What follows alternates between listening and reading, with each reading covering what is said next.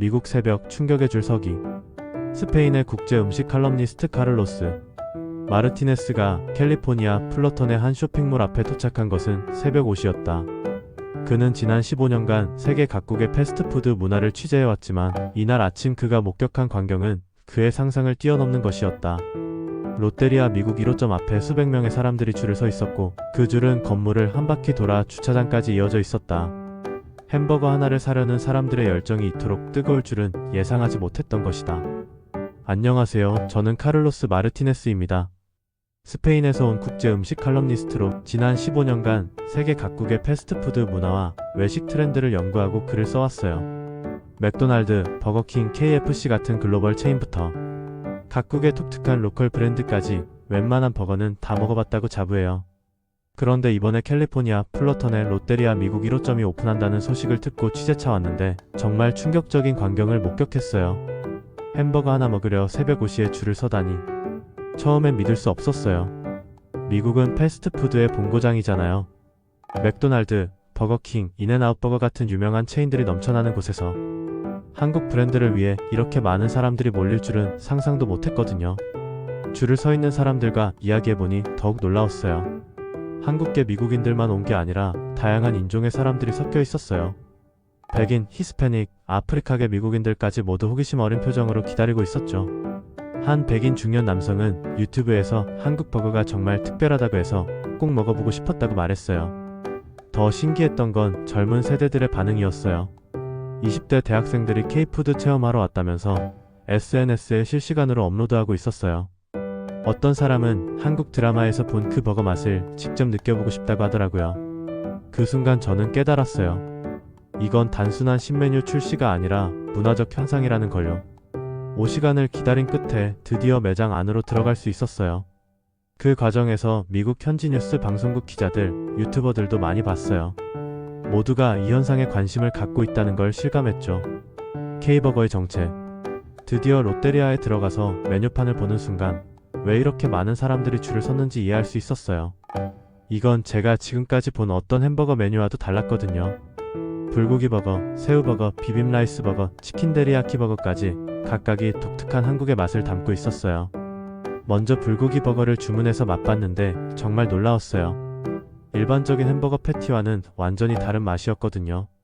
달콤하면서도 짭짤한 불고기 소스가 패티에 완벽하게 배어 있었고 거기에 아삭한 양파와 상큼한 피클이 조화를 이뤄 정말 독특한 풍미를 만들어냈어요. 이건 단순한 패스트푸드가 아니라 한국의 음식 문화가 집약된 결과물이구나라는 생각이 들었어요. 새우버거는 또 다른 충격이었어요. 통새우가 들어간 패티는 탱탱하고 신선했고 특별한 소스가 새우의 단맛을 더욱 부각시켰어요. 미국에서는 새우 햄버거라는 개념 자체가 생소한데 이렇게 맛있게 만들 수 있다는 게 정말 신기했어요. 비빔라이스 버거는 아예 새로운 차원이었어요. 번 대신 구워진 밥으로 패티를 감싼 건데 이건 정말 혁신적인 아이디어더라고요. 고추장 베이스의 양념과 각종 채소들이 어우러져서 정말 한국적인 맛을 냈어요. 햄버거라기보다는 한국식 덮밥을 손으로 들고 먹는 느낌이었죠. 현지 직원과 이야기해보니 더욱 흥미로웠어요. 미국 고객들의 입맛에 맞추면서도 한국의 고유한 맛을 살리기 위해 정말 많은 연구를 했다고 하더라고요. 실제로 소스 하나하나가 한국에서 직접 가져온 레시피를 바탕으로 현지 재료에 맞게 조정한 것이라고 했어요. 가격대도 합리적이었어요. 미국의 프리미엄 버거 체인들과 비슷한 수준이면서도 훨씬 독특한 경험을 제공하고 있었죠. 함께 온 미국인 친구는 이런 맛은 처음이야. 정말 중독적이다라고 말하면서 추가로 다른 메뉴도 주문했어요. 그날 저는 거의 모든 메뉴를 다 먹어봤는데 각각이 서로 다른 한국의 맛을 담고 있으면서도 햄버거라는 형태 안에서 완벽하게 조화를 이루고 있다는 게 정말 놀라웠어요. 이건 단순한 현지화를 넘어선 창의적 융합이라고 생각했어요. 일본 언론의 당혹. 롯데리아 미국 진출 소식이 화제가 되면서 일본 언론들의 반응도 주목받기 시작했어요. 저는 일본 언론들의 보도를 꼼꼼히 분석해봤는데 그들의 반응은 상당히 복잡하고 당혹스러워하는 느낌이었어요. 왜 이제 와서 1호점이냐? 라이스버거는 일본 모스버거의 발명이라는 식의 불편한 반응들이 많이 보였거든요. 일본의 한 방송사에서는 롯데리아는 원래 일본 기업이었는데 한국에서 독립한 브랜드라는 점을 강조하면서 마치 한국이 일본의 브랜드를 가져다 쓰는 것처럼 보도했어요. 또 다른 언론에서는 라이스버거는 1987년 모스버거가 처음 개발한 메뉴인데 한국이 마치 자신들이 창조한 것처럼 홍보한다고 지적하기도 했어요. 하지만 저는 음식 전문가로서 이런 반응들이 본질을 놓치고 있다고 생각해요. 물론 롯데리아의 역사적 뿌리가 일본에 있는 건 맞지만 현재 한국 롯데리아는 완전히 다른 브랜드로 발전했거든요. 특히 메뉴 개발이나 맛의 방향성에서 일본과는 완전히 다른 길을 걸어왔어요. 라이스버거의 경우도 마찬가지예요. 모스버거가 라이스버거를 처음 만든 건 사실이지만 한국 롯데리아의 비빔라이스버거는 완전히 다른 개념이에요. 단순히 밥으로 번을 대체한 게 아니라 비빔밥이라는 한국 고유의 음식 문화를 버거에 접목한 거거든요. 이건 창의적인 재해석이지 모방이 아니에요. 더 중요한 건 한국이 현지화와 독창성을 성공적으로 결합했다는 점이에요. 일본 롯데리아는 일본 내에서도 점점 매장이 줄어들고 있는 상황인데 한국 롯데리아는 해외 진출까지 성공하고 있잖아요. 이 차이가 우연의 일치일까요? 제가 보기에는 일본 언론의 이런 반응이 오히려 한국의 성공에 대한 당황스러움을 드러내는 것 같아요. 자신들이 만든 브랜드가 한국에서 더 성공적으로 발전하고 있다는 사실에 대한 복잡한 감정이 섞여 있는 것 같거든요. 하지만 이건 비즈니스의 자연스러운 진화 과정이라고 생각해요. 일본 네티즌들의 반응. 일본 언론의 공식적인 반응과는 별개로 일본 네티즌들의 반응은 훨씬 다양하고 솔직했어요. 일본의 주요 온라인 커뮤니티와 SNS를 살펴보니 정말 흥미로운 의견들이 많았거든요. 물론 부정적인 반응들도 있었어요. 한국 언론은 항상 과장한다. 처음뿐일 것이다.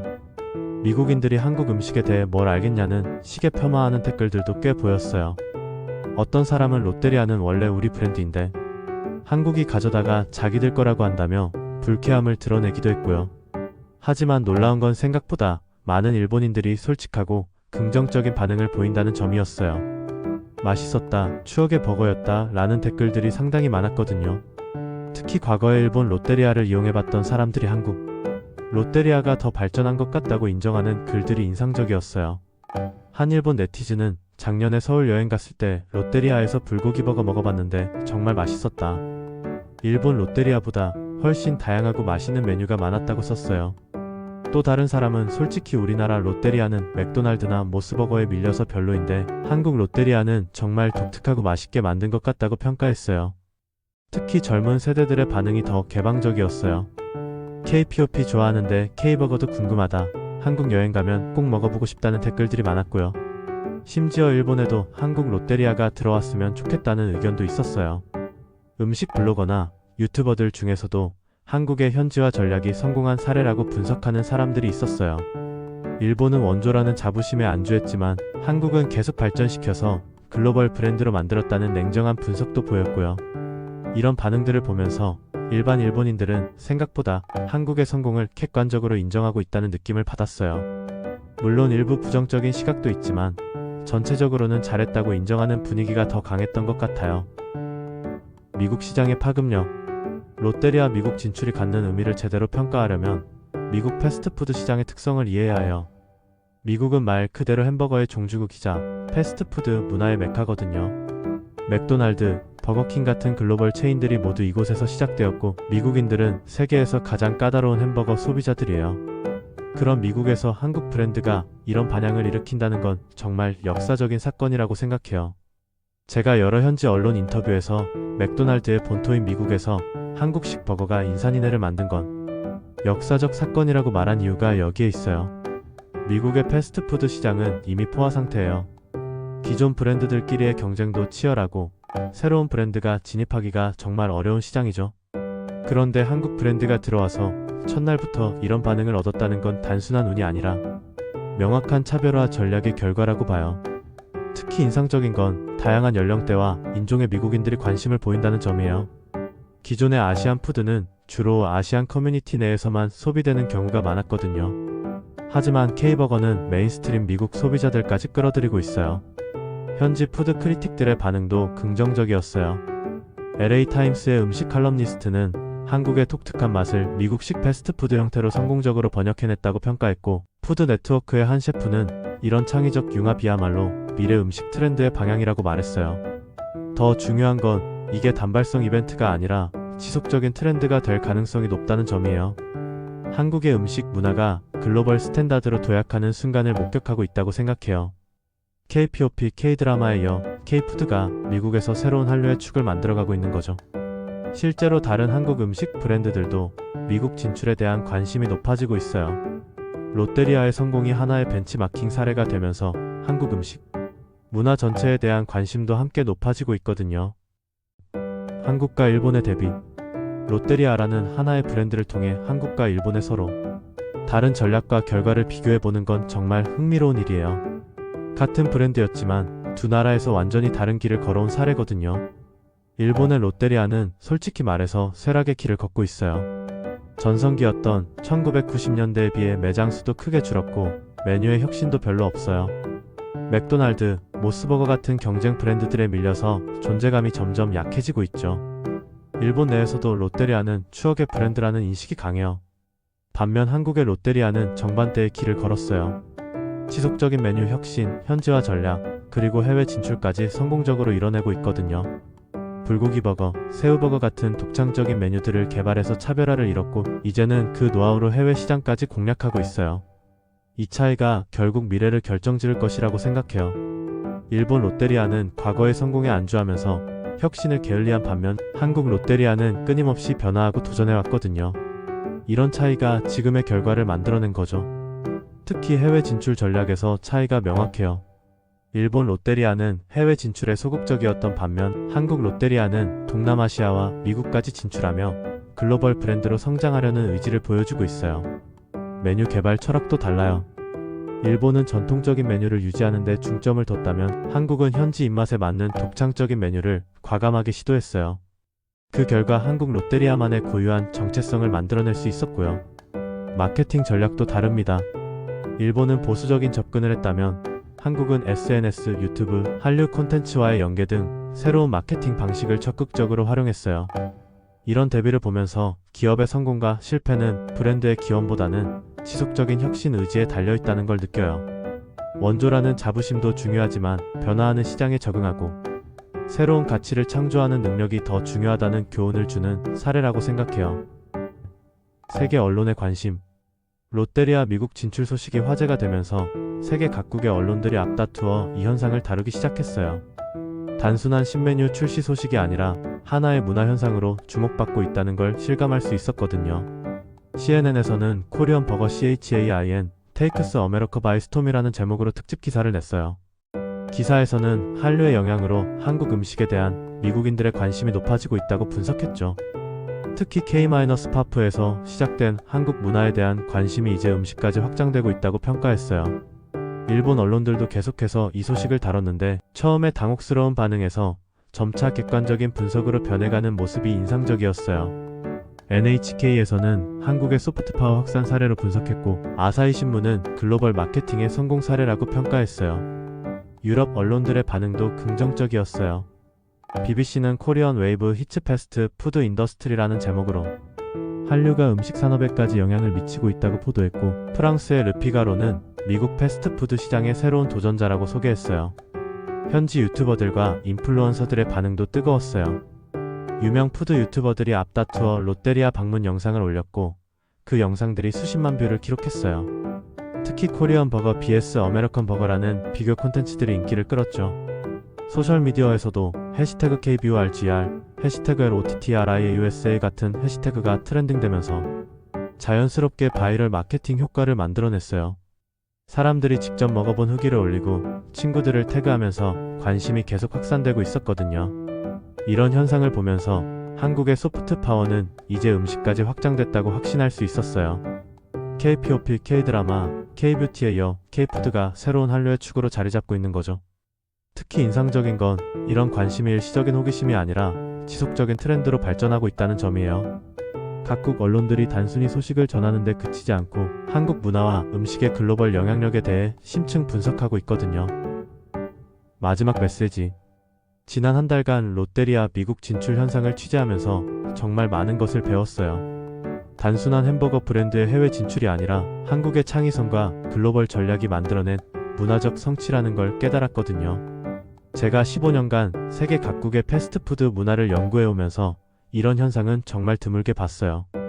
특히 미국 같은 치열한 시장에서 아시아 브랜드가 이 정도 반향을 일으킨 건 거의 처음이라고 해도 과언이 아니에요. K버거는 단순한 햄버거가 아닙니다. 한국인의 창의성과 끈기의 상징이죠. 정말 그렇다고 생각해요. 일본에서 시작된 브랜드를 받아들여서 완전히 새로운 것으로 발전시키고 그것을 다시 세계로 수출하는 이런 스토리는 한국의 저력을 보여주는 대표적인 사례라고 봐요. 일본이 뭐라 하든 미국인들은 이미 답을 내렸습니다. 이 말이 이번 사태를 가장 정확하게 요약한다고 생각해요. 브랜드의 기원이나 역사적 논쟁보다는 현재 소비자들이 어떤 선택을 하고 있는지가 더 중요하거든요.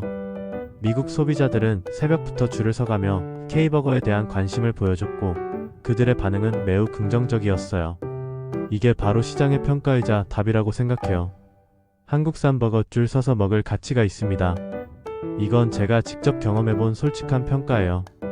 맛도 독특하고 훌륭했지만 무엇보다 한국 문화를 햄버거라는 친근한 형태로 세계에 알리고 있다는 점에서 큰 의미가 있다고 생각해요.